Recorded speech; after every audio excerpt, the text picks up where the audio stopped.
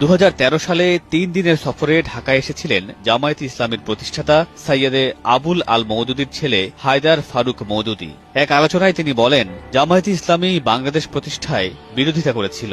সেই দলটি স্বাধীনতার 42 বছর পরও কিভাবে এই দেশে রাজনীতি করতে পারে। বাংলাদেশের রাজনীতির সমালোচনা করে তিনি বলেন, পৃথিবীর ইতিহাসে বাংলাদেশই সম্ভবত বিরলতম দেশ যে দেশের জন্মের সরাসরি বিরোধিতাকারী দল স্বাধীনতার পর শাসন ক্ষমতার অংশীদারী হয়ে দেশ পরিচালনা করছে। बंगालियों को लाइन में खड़ा करके 303 की गोली टेस्ट की है।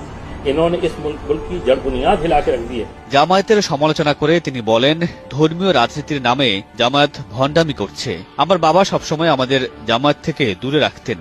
একজন মাদক ব্যবসায়ী যেমন চায় না তার সন্তানরা কেউ মাদক সেবন করুক, তেমনি বাবাও আমাদের জামায়াতের কর্মকাণ্ড থেকে দূরে রাখতেন, যেন জামায়াত ইসলাম হেরোইনের মতো ভয়ঙ্কর এক ড্রাগ।